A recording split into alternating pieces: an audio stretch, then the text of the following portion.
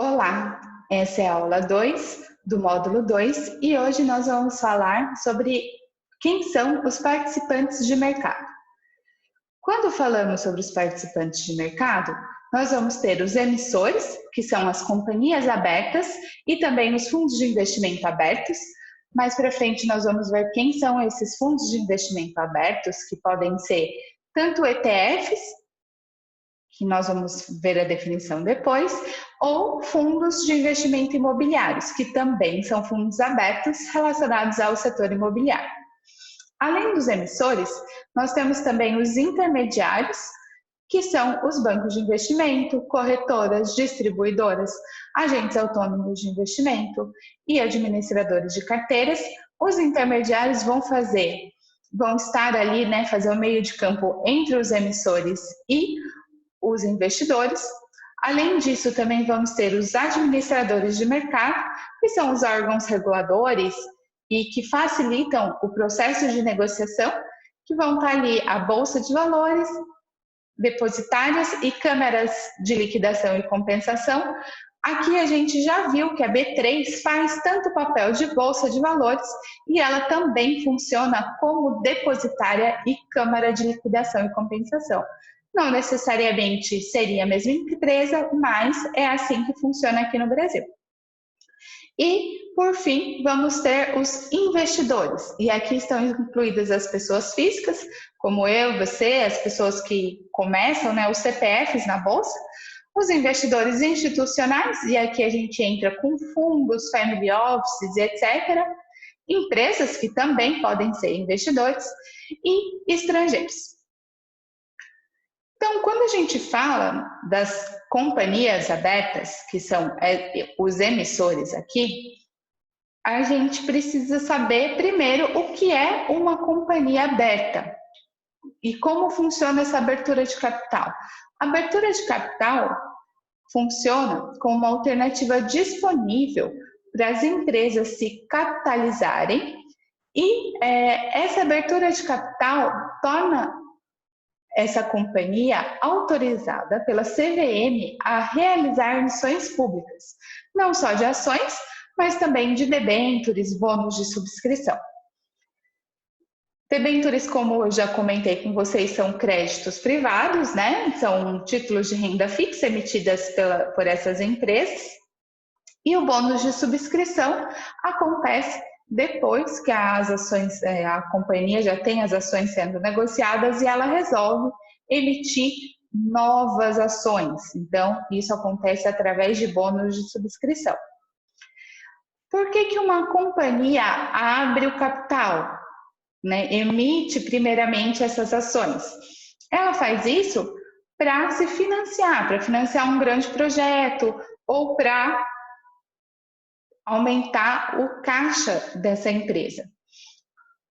Então, o financiamento a abertura de capital vem com o objetivo de financiamento do crescimento dessa empresa e os investidores entram como parceiros no risco do negócio. E também gera a parceria no lucro do negócio, A empresa abre capital para captar dinheiro, para entrar dinheiro na companhia, financiar o crescimento ou um projeto de crescimento. E quem compra essas ações nessa emissão primária, que é no primeiro momento a empresa emite ações, então é a própria empresa vendendo para os investidores, vendendo essas ações para os investidores, e é nesse momento que ela capta dinheiro, que ela ganha esse dinheiro e coloca esse dinheiro em caixa. Ela, além de dividir o risco do negócio dela, de repente desse negócio não dá certo, desse investimento não dá certo, também ela abre participação nos lucros desse negócio. E é por isso que a gente já viu lá que os investidores ganham dinheiro através tanto de dividendos, como bônus de subscrição e etc.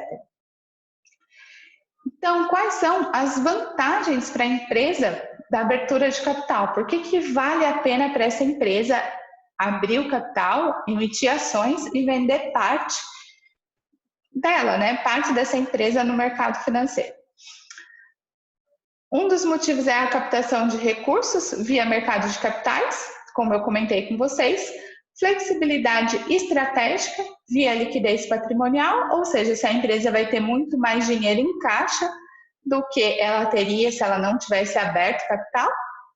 Ela melhora também a imagem institucional, porque ela tem maior exposição ao mercado, né? As pessoas comentam sobre ela, as pessoas procuram saber informações sobre elas, as pessoas investidores, nesse caso. Então, essa empresa fica mais em voga. Além de melhorar a gestão dessa empresa. Essa empresa vai ter uma gestão muito mais profissional, com balanços divulgados trimestralmente, com auditorias, etc. Então, ela acaba tendo uma gestão muito mais profissionalizada do que uma empresa de capital fechado. Como acontece a oferta primária? Primeiro tem a abertura de capital, que são a emissão de novas ações ou debêntures destinadas ao público. Também precisa acontecer o registro na CVM e uma autorização para essa empresa ser negociada na Bolsa. E aqui é um processo que a gente vê aqui que pode durar entre 6 a 12 meses para essa empresa se adequar a todas as normas da CVM e ter esse tempo aí da CVM analisar essa empresa. E o IPO, que é a sigla para Initial Public Offering, que é a oferta junto ao público de ações, pela própria companhia emissora, sendo uma captação de recursos, que é o resultado vira caixa para essa empresa. Nesse procedimento, é necessário sempre um banco de investimento para fazer todo esse processo, né, de abertura de capital dessa empresa no primeiro momento. Esse banco de investimento, além dele ajudar nessa estruturação da empresa, ele também vai ajudar a distribuir essa oferta inicial da empresa. Por quê? Uma vez que as ações ainda não são negociadas em bolsa, é necessário que alguém venda essas ações, né? Que a venda dessas ações seja através de um banco de investimento, corretora. E aí os agentes autônomos também vão ajudar nessa parte da venda dessas empresas, assim como bancos e etc. E o que a gente deve avaliar num IPO? Primeiro, né, essas ações, como a gente estava vendo, elas ainda não são negociadas no mercado aberto. Então, a gente não tem, por exemplo, um histórico de preços, um preço de referência da ação nesse momento. Quem vai dar esse preço no primeiro momento, ou pelo menos um preço indicativo, é a própria empresa. E aí, no processo de IPO, em que essas ações estão sendo vendidas, acontece o book de preços, né? Todas as pessoas vão falar quanto que elas pagariam por cada ação. O banco de investimento que está fazendo o procedimento vai organizar essas ordens de compra, né? Porque nesse momento não tem ordem de venda, quem está vendendo é a própria empresa, e através dessas ordens de compra, do volume negociado e etc., vai sair o preço inicial dessas ações a mercado. Nesse momento, depois que sai a mercado, essas pessoas que colocaram as ordens iniciais e têm essas ações, podem negociar, vender no momento seguinte que elas receberam essa ação, ou podem manter essa ação, e aí vai depender delas. E a partir daí, só nós vamos começar a ter um preço de mercado, um preço que vai ser formado por oferta e demanda daquele ativo, ok? Então, o que a gente deve avaliar no IPO? Voltando. O setor de atuação da empresa e as características. Se uma empresa está abrindo capital naquele momento, é importante saber quem é aquela empresa. Ela tem concorrentes? Os concorrentes dela também estão na bolsa? Os preços são parecidos? A estrutura da empresa que está abrindo capital é parecida com a estrutura do concorrente dela? Ela é uma empresa líder no segmento ou não? Ela é uma empresa menor que entrou depois? Por exemplo, quando a Stone entrou no mercado brasileiro, a Cielo já era uma empresa consolidada no mercado, mas que não tinha concorrentes ainda. Como que essa empresa entrante afetou o preço? Né? Ou, por exemplo, outro exemplo, né? A B3. A B3 é a nossa bolsa, ela é uma empresa monopolista. Então, não tem outros concorrentes nesse momento da B3.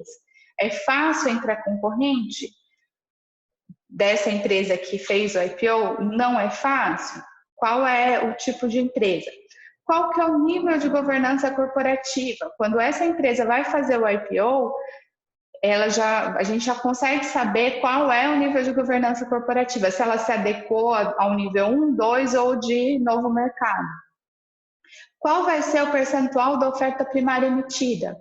Se ela já está em algum dos 3 níveis de governança corporativa, como nós vimos, nós sabemos que pelo menos 25% da empresa vai ser vendida no IPO, ou esse percentual vai ser maior.